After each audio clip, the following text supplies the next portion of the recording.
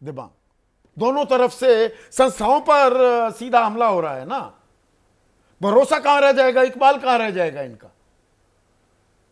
मैं सवाल नहीं समझा। आप ये कह रहे हैं कि मतलब चुनाव आयोग पर राहुल गांधी उठा रहे हैं, सुप्रीम कोर्ट पर निशिकांत दुबे सवाल उठा रहे हैं, तो आम आदमी कहेगा कि यार ये तो किसी भी लायक नहीं ये संस्था। मतलब मैं सवाल इस तरह से नहीं समझा संदीप कि मतलब क्या आप चाहते हैं कि संस्था काम न करें, संस्था लोगों को भुलावा देते रहें और कोई सवाल भी नहीं उठाए? सवाल तो उठने चाहिए।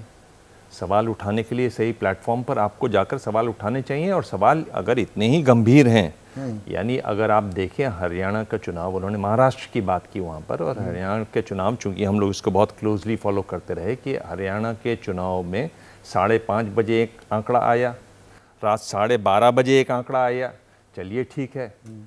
गिनती से एक दिन पहले एक और आंकड़ा आ गया, उस आंकड़े में 1 से 11% तक वोट बढ़ गए। भाई अगर उत्तर पूर्व का कोई राज्य है, समझ में आता है दुर्गम इलाका है, हाँ। हरियाणा जैसा राज्य नहीं, उसमें 11% बढ़ गया। दिबांग, अब पहला दूसरा तीसरा चरण जो 7 चरणों में लोकसभा चुनाव हुआ था हमारा, पहले दूसरे तीसरे चरण के अपडेटेड फिगर 5 दिन 7 दिन 9 दिन बाद भी आए। अब ऐसा तो सुना ही नहीं था कभी। अब मैं कह रहा हूं कि अगर ऐसे आंकड़े दिखाई दे रहे हैं, हाँ। तो सवाल उठाने चाहिए, क्यों नहीं उठाने चाहिए? जरूर पर यहां क्यों नहीं लेकिन उठाते? मैं ये कह रहा हूं, शिकायत ये है कि आप ये सवाल उठा के सिर्फ मुंह जवानी जमा खर्च क्यों करते हैं? क्यों? अगर आपको लगता है कि सवाल गंभीर हैं, अगर आप वाकई में समझते हैं राहुल गांधी विपक्ष के लोग कि ये गंभीर सवाल हैं, क्यों नहीं आप सड़कों पे दिखाई देते? क्यों नहीं आप मोर्चे निकालते? क्यों नहीं आप 10 लाख लोगों की रैली करते दिल्ली में? ये जबानी जमा खर्च के भाई एक ट्वीट कर दिया आप, और यूनिवर्सिटीज में जाकर जरूर बोल रहा है, आप विदेश में जाके बोल दिया। मैं आपको गारंटी से कह रहा हूं, न्यूयॉर्क टाइम्स में देखता हूं, मैं आपको बता दूंगा, 1 इंच की खबर नहीं छपेगी उसमें। आप यहां पर उसको मेन पेज पे छाप रहे हैं, बाहर छपता है क्या ये खबर? बिल्कुल नहीं छपती। 30-40 लड़के वहां बैठे हुए हैं, लड़के लड़कियां, आप उनके सामने बोल रहे हैं, आपने कैमरा लगा दिया और देखिए साहब देश का अपमान हो गया। अरे ऐसा देश का अपमान अगर होने लगता तो देश अभी बचता ही नहीं। पर बहुत से लोग यहां पर सवाल पूछ रहे हैं कि बाहर जाकर ये ऐसा क्यों बोलते हैं। एक आम आदमी में संदेश क्या ऐसा जाता है कि ये बाहर जाकर अपमान करते हैं? क्या फर्क पड़ता है बाहर जाके किसके सामने बोल रहे हैं? लोगों को फर्क पड़ता है तो फिर चुनावी फर्क में तब्दील होता है। मेरा कहने का मतलब ये है। देखिए आम लोगों को कोई फर्क नहीं पड़ता। हाँ। आपके विपक्ष के नेता इस समय हल्ले करने के मूड में हैं, छोटी छोटी बात को लेकर मैंने तो अपने कार्यक्रम की शुरुआत ये कहकर कही है कि दिबांग की अपमान और सम्मान पर घमासान हो रहा है, रोटी कपड़ा और मकान की बात ही कोई नहीं कर रहा है। बिल्कुल, ये विपक्ष के लोग ये हल्ला करते हैं। आपको इस बात से शर्म नहीं आती, इस बात से आपको अपमान नहीं होता कि आपकी जीडीपी 2013 के बाद 50% बढ़ी और दुनिया के 1/3 कुपोषित बच्चे इस देश में रहते हैं? ये शर्म की बात नहीं है क्या? अगर आप देखें दुनिया के सबसे ज्यादा पोल्यूटेड शहर 10 में से 6 भारत में हैं, ये शर्म की बात नहीं है क्या? कोविड के बहाने आपने सेंसस नहीं किया और देशों ने भी नहीं किया, लेकिन कोविड खत्म हो गया, 138 देशों ने ये जनगणना अपनी कर ली, जनसंख्या कितनी है पता कर ली ताकि वो अपनी योजनाएं बनाएं। भारत में अभी तक जनसंख्या की गणना नहीं हुई है। क्या ये शर्म की बात नहीं है? 81 करोड़ 35 लाख लोगों को हमें 5 किलो अनाज देना पड़ता है। क्या ये शर्म की बात नहीं है? तो मैं ये कह रहा हूं कि आप ऐसे मुद्दों पर बात कर रहे हैं कि उन्होंने यूनिवर्सिटी में जाके कुछ लोगों के सामने ये बोल दिया, क्या हो गया, क्या फर्क, कौन सा आसमान टूट गया? पर विपक्ष को एक देखिए नहीं, पर नैरेटिव आजकल विमर्श इन्हीं बातों के इर्द गिर्द घूम रहा है ना भाई। वो औरंगजेब से बात शुरू हुई, राणा सांगा, बाबा साहेब भीमराव अंबेडकर, बस अपमान सम्मान अपमान सम्मान, 1.5 महीना हो गया है। ताकि आप कुपोषण की बात न करें, हाँ। स्वच्छ पानी की बात न करें, स्वच्छ हवा की बात न करें, शिक्षा व्यवस्था जिस तरह से चरमराई हुई है लगातार, एनईपी ने भी कहा और उससे पहले एजुकेशन कमीशन की जो रिपोर्ट आई थी 64 में, तब भी कहा कि 6% जीडीपी। असली मुद्दे वो हैं, आप असली मुद्दों से ध्यान भटकाने के लिए कुछ तो करेंगे। ये सरकार का पक्ष है, आप विपक्ष हैं, आप कुछ करना नहीं चाहते, सड़क पर उतरना नहीं चाहते, कार्यकर्ताओं के साथ अपने कंधे नहीं छिलवाना चाहते, कुर्ते नहीं पटवाना चाहते, आप एक जाके ट्वीट कर दीजिए, सब सहज है। हाँ, आराम की राजनीति है, आराम परस्त है, हाँ। आराम की राजनीति है, आप वही कर रहे हैं, उसी का ये नतीजा है। और क्या है, पूरा जो दौर है, पूरी दुनिया भर में जो हंगामा है वो ट्विटर का है। एक ट्वीट कर दीजिए, वो ट्रम्प साहब वहां से करते रहते हैं, ये यहाँ करते रहते हैं, उसी पर एक जो चाय के प्याले में उबाल है उसी पर आता रहता है। मूवमेंट के नाम पर ट्रम्प आए, मेक अमेरिका ग्रेट अगेन, तमाशा हो गया। पूरे दुनिया में थर-थर कांपते घूम रहे हैं लोग, सारी अर्थव्यवस्थाएं, सब संतुलन तेल लेने चला गया, make America great again. Nishikant ने कुछ कह दिया, हल्ला हो रहा है, हम लोग भी हल्ला कर रहे हैं। हाँ। कल भी ये बात हुई थी। मैं यही कह रहा हूं कि हम लोग असली मुद्दों की बात कब करेंगे? दुनिया भर में अगर आप देखें तो जिस तरीके से बच्चे वीडियो गेम्स खेलते हैं, यूएन की जो WHO ने ताज़ा रिपोर्ट निकाली है उसमें ये डिजीज माना गया है। अमेरिका में आप जाकर इसके खिलाफ इंश्योरेंस करवा सकते हैं। चीन हम आलोचना करते हैं, उन्होंने कहा कि बच्चे सिर्फ एक एक घंटे खेलेंगे, बच्चों की जिंदगी बर्बाद हो रही है। मैं 2 परिवारों को जानता हूं जिन्होंने अपने बच्चों को जब मना किया कि वीडियो गेम्स ना खेले, उन्होंने अपने हाथ काट लिए, नसें काट ली। हम लोग उन मुद्दों के बारे में, ये सोशल इश्यूज हैं, कब बात करेंगे? किसी और जमाने की बात लग रही है जो आप कर रहे हैं। हम पिछले 1.5-2 महीने, सालों हो गए, पर खास पिछले 2 महीने से हम कर और ये ऐसा नहीं है कि मैं एक बहुत बड़े बिल्डर को जानता हूं पटना में और उसके ड्राइवर को जानता हूं। ऐसा नहीं है कि सिर्फ अमीरों के बच्चे ऐसा कर रहे हैं। उसका ड्राइवर की बेटी के साथ यही हाल है, उनके बेटे के साथ भी यही हाल है। तो आप बड़े मुद्दों के बारे में, उन मुद्दों के बारे में बात नहीं करेंगे जिनसे आम लोग जुड़ते हैं, गरीब लोग जुड़ते हैं।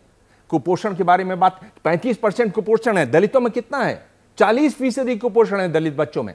अंडरवेट हैं, अंडर नरिश हैं, स्टंटेड हैं, वेस्टेड हैं, पर आप नहीं बात करेंगे उनके बारे में। प्रोफेसर संजय कुमार जो दिबांग कह रहे हैं और बड़ा फोर्सफुली जो इन्होंने बातें की, और मैं इनसे इत्तेफाक रखते हुए ये सवाल पूछ रहा हूं, ये दरअसल जो ये अपमान सम्मान का खेल है, ये कोई संयोग नहीं है, ये बाकायदा एक प्रयोग हो रहा है। क्या सत्ता पक्ष भी और विपक्ष भी काफी हद तक इसमें शामिल है?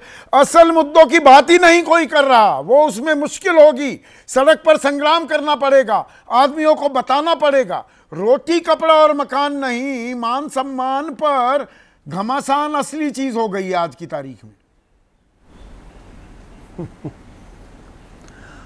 देखिए संदीप, मुझे लगता है अगर आप बीजेपी को देखें जिस तरह से चुनाव लड़ रही है पिछले 10 साल में, मान सम्मान, दुनिया में देश का मान सम्मान से इलेक्टोरल डिविडेंड मिल रहा है उनको, और ये बड़ा नैरेटिव बना हुआ है।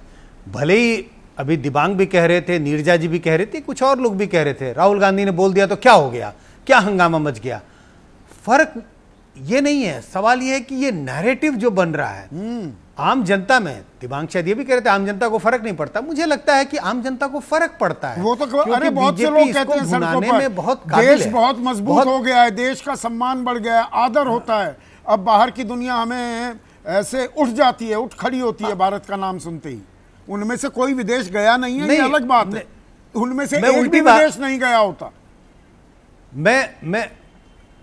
मैं कह रहा हूं, उसकी उलट बात कह रहा हूं कि राहुल गांधी ने जो स्टेटमेंट वहां दिया तो एक बड़ा नैरेटिव बनता है कि भाई ये आदमी तो देश के लिए तो कुछ कर नहीं रहा है, लेकिन देश को, दुनिया में देश का नाम बदनाम कर रहा है। तो इससे इलेक्टोरल डिविडेंड बीजेपी को मिलता है। और आपने जिस बात का कहा उसके लिए बारे में मेरी भी सहमति है कि भाई असल मुद्दे पर फिर भटक गए, असल मुद्दे पर चर्चा नहीं होगी, स्कूल, अस्पताल, बिजली, पानी पे चर्चाएं नहीं होंगी, और देश का सम्मान और उसकी बेइज्जती हो रही है, इसी पे सारी चर्चाएं रहती हैं। और इससे बड़ा फायदा मिल रहा है बीजेपी को चुनावी राजनीति में, और इसी के लिए ये सारा नैरेटिव इसके पर जो ये संस्थाओं पर सवाल उठ रहे हैं, हम दोनों पक्षों की बात करेंगे संजय, पर पहले चुनाव आयोग पर जो सवाल उठा रही है कांग्रेस, खास राहुल गांधी, आपको लगता है चुनाव आयोग ने वाजिब जवाब या सेटिस्फैक्ट्री जवाब दिए हैं? ये 9-9, 10-10 फीसदी, हमने कई बार, क्योंकि आप भी वो डिटेलिंग जानते हैं, महाराष्ट्र का ही अगर हम उदाहरण पकड़ लें तो 7% से ऊपर कैसे बढ़ गया भाई वोटिंग टर्नआउट। झारखंड में भी 7 चुनाव हो रहे थे, झारखंड में फिगर बढ़ी 2%, महाराष्ट्र में 7% बढ़ गई, ये कैसे संभव है? देखिए, as a individual, as a voter, as an analyst, हम तो संतुष्ट नहीं होते इन जवाबों से।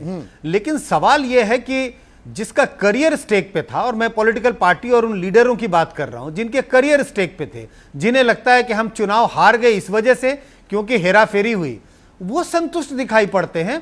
क्योंकि जिस बात का जिक्र किया, इस बात को लेकर वो सड़कों पर क्यों नहीं आते, इसको परस्यू क्यों नहीं करते? आपने एक बार बात उठाया, 2 बार उठाया और उसके बाद चुप्पी साध लेते हैं। तो निश्चित रूप से जो जवाब आता है इलेक्शन कमीशन का, वो भरोसेमंद नहीं है। उससे संतुष्टि नहीं होती है, मुझे तो कम से कम नहीं होती है, लेकिन उन पार्टियों को, उन नेताओं को तो समझना चाहिए नहीं। और कि अगर दूसरी तरफ का जो सवाल निशिकांत दुबे ने उठाया, जो क्लैरिफिकेशन है, कह रहे हैं कि आप चुनाव आयुक्त थे, तो वो मुख्य चुनाव आयुक्त नहीं, मुस्लिम आयुक्त थे। संथाल परगने में आपने ज्यादा मुसलमानों को, घुसपैठियों को वोटर आईडी कार्ड दे दिया। पहले राष्ट्रपति शासन था जब एसवाई कुरैशी मुख्य चुनाव आयुक्त थे झारखंड में, फिर अर्जुन मुंडा की सरकार थी। चुनाव आयोग ऐसे ही किसी को भी बांट देगा वोटर आईडी।